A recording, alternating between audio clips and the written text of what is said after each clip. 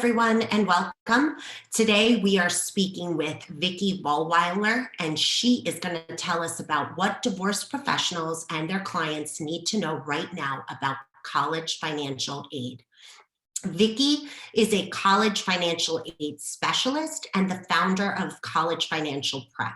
So today, she's really going to talk to us about why it's so important for separating and divorcing parents to plan ahead when it comes to saving money on college. Take it away, Vicki.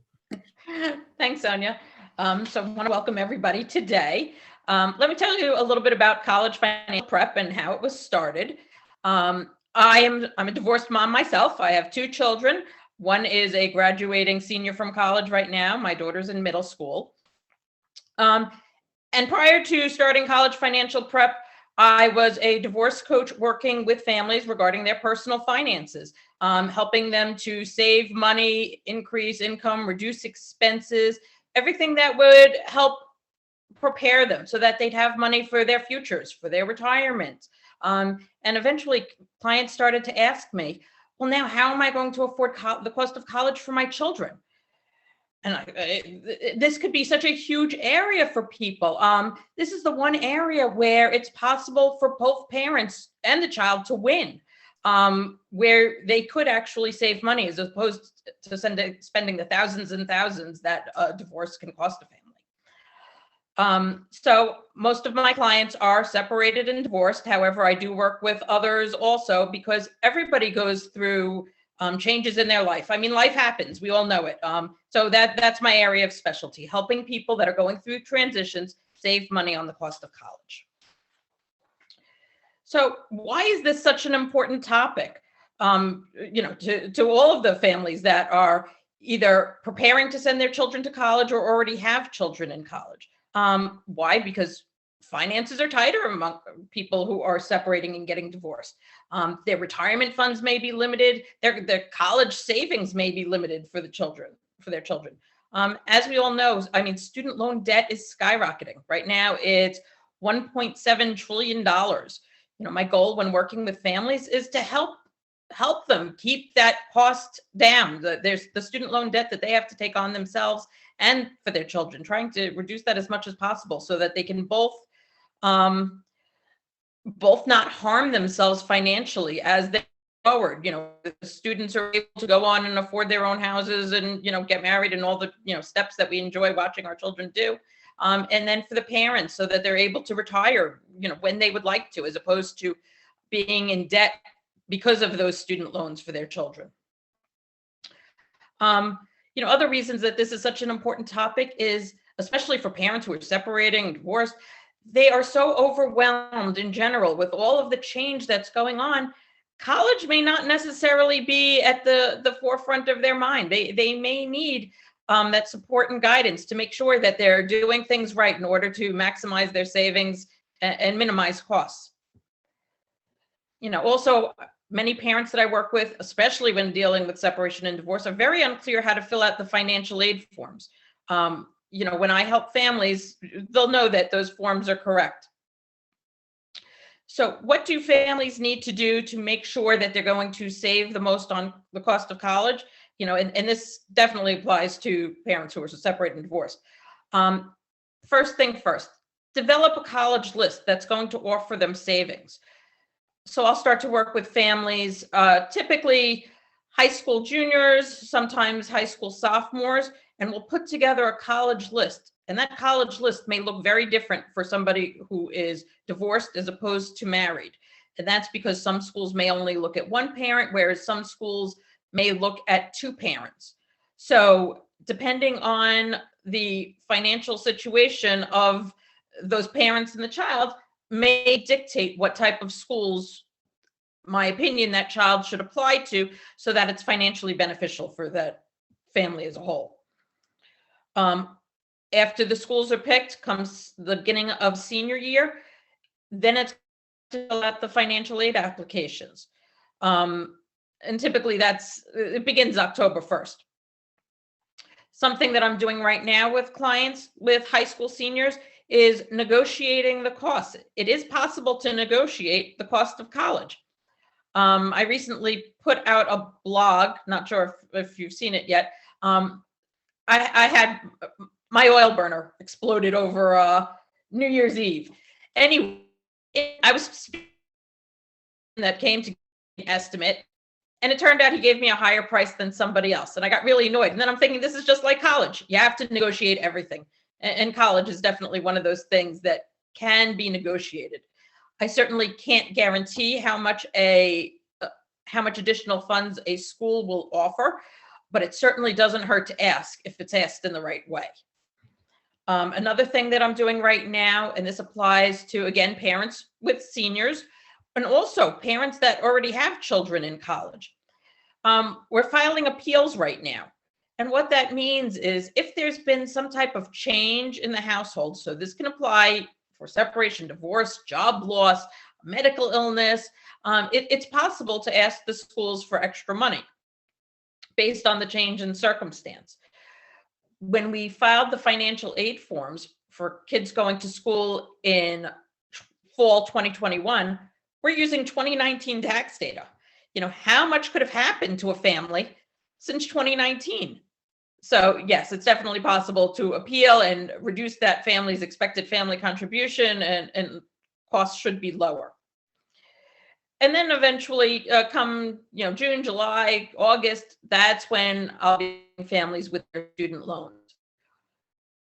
Now, this is the time for the younger students with picking their college list, and then for the students to negotiate with the school and appeal their financial aid awards.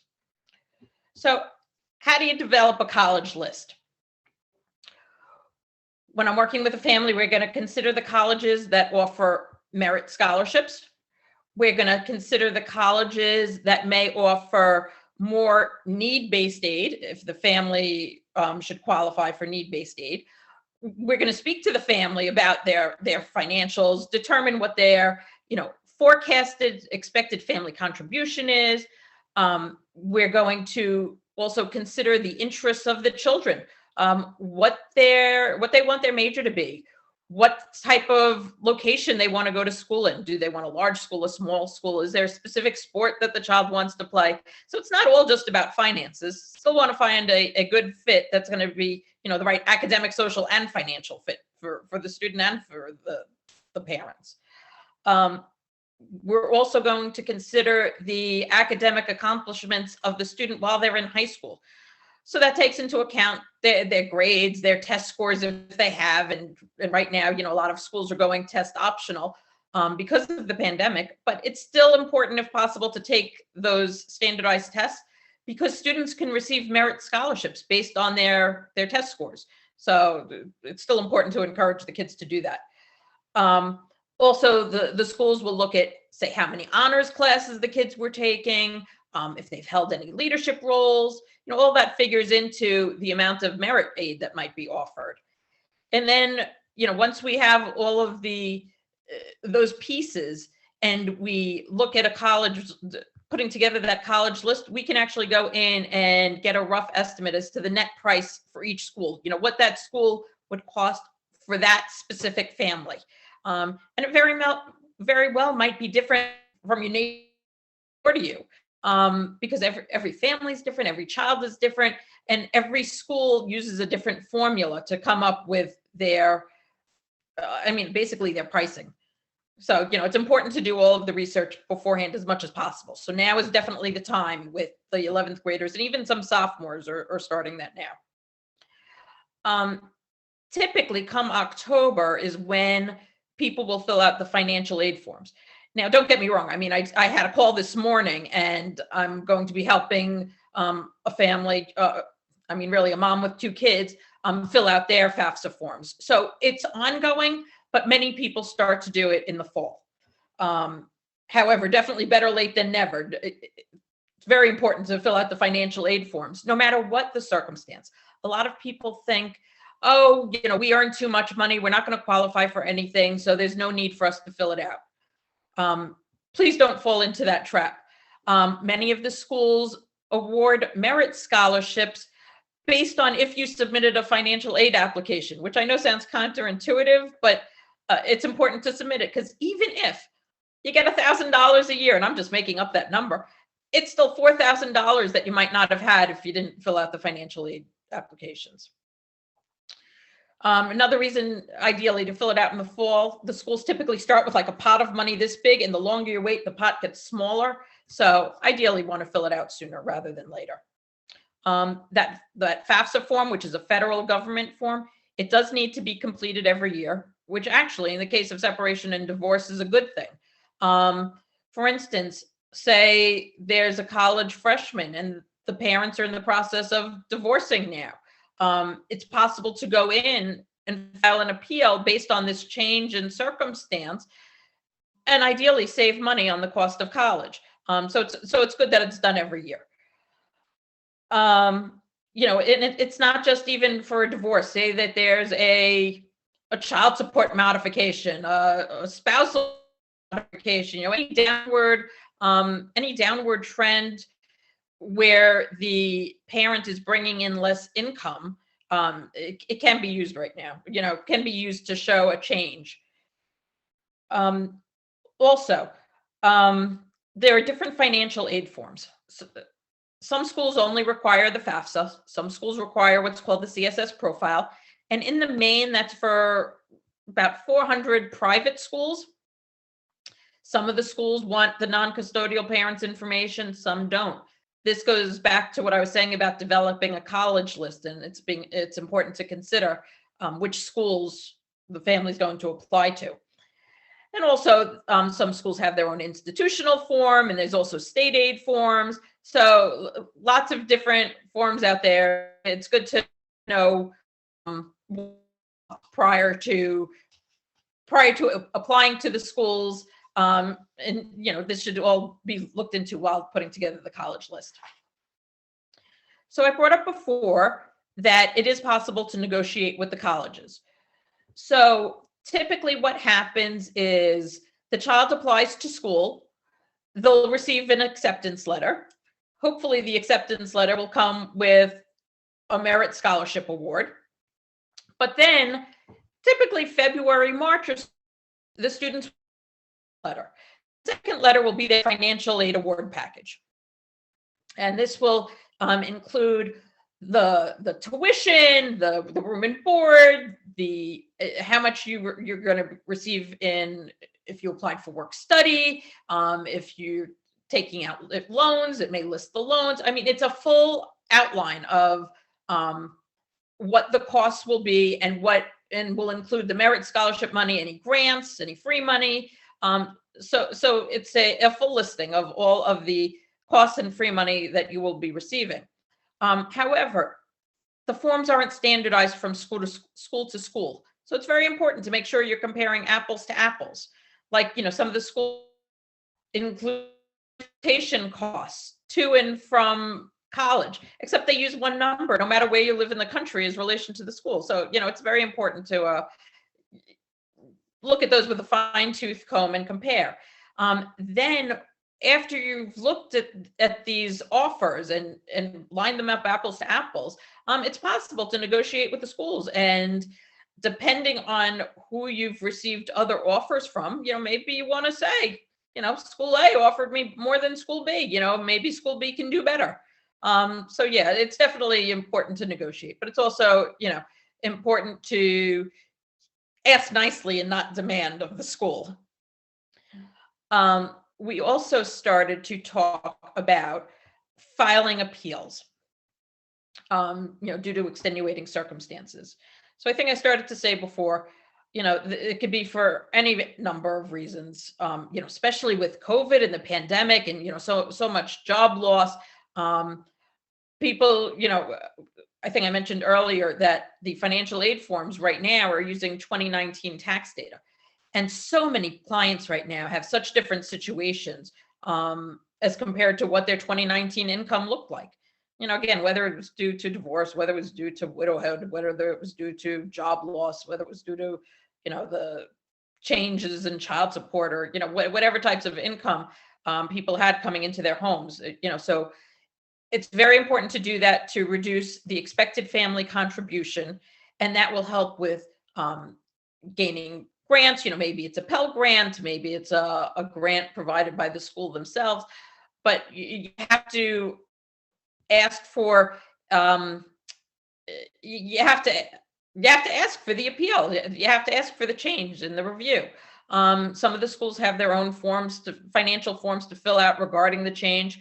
Some ask for very, very specific information, documentation to submit to prove these changes, but it could certainly be done.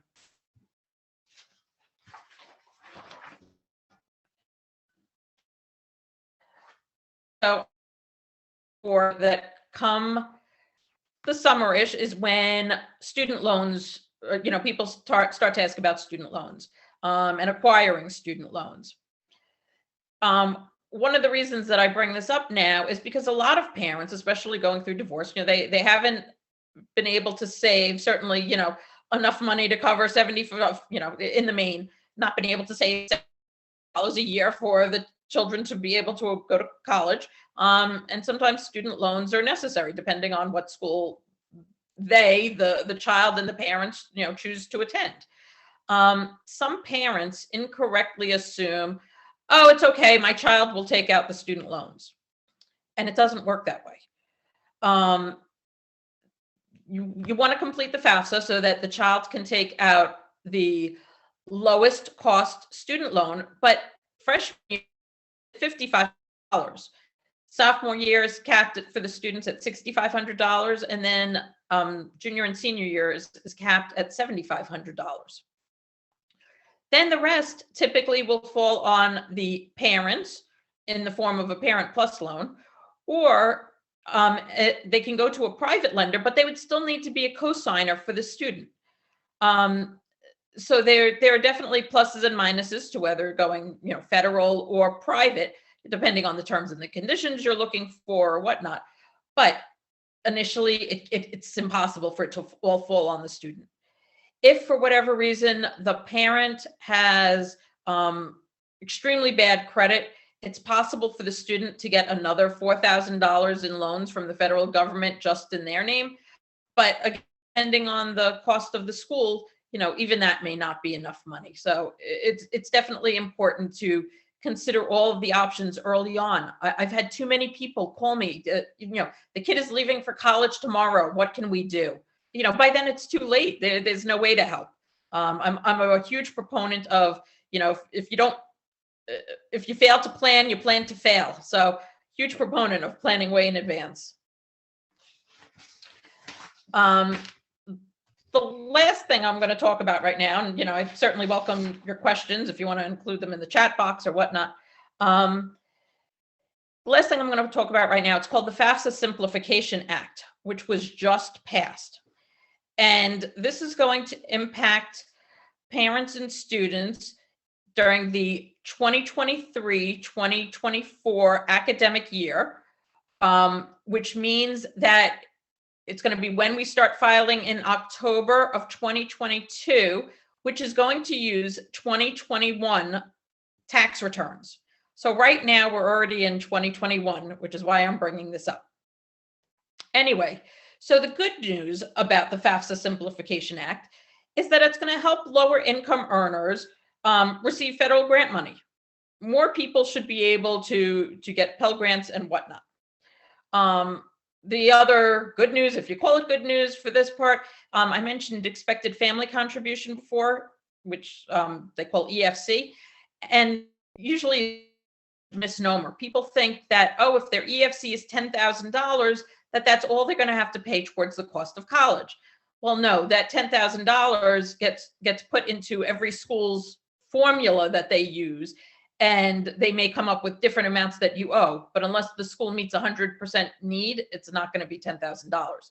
So the government is changing EFC to now be called Student Aid Index, SAI. So it should just help understanding how your SAI fits into that formula. So now here's the bad news. The bad news is families, whether it's married, divorced, otherwise, if there are more than 2 children in college at the same time, whether twins, a freshman and a senior, whatever it is, if there are more than 2 children in college at the same time, the formulas to determine your student aid index are not going to consider that anymore. It used to be if you had more than one, they'd say, you can afford less for each child. It's no longer going to do that. Another thing that is going to hurt, especially divorced families. Actually, let me go back.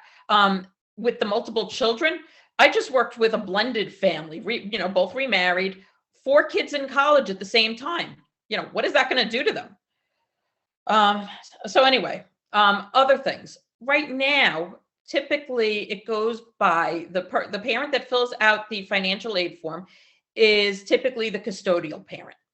Even in a 50-50 custody situation, it's still possible to figure out where the child lives, as opposed to, if you take 365 days a year and you divide it in half plus the 1 day, you can figure out where the child lives the majority of the time.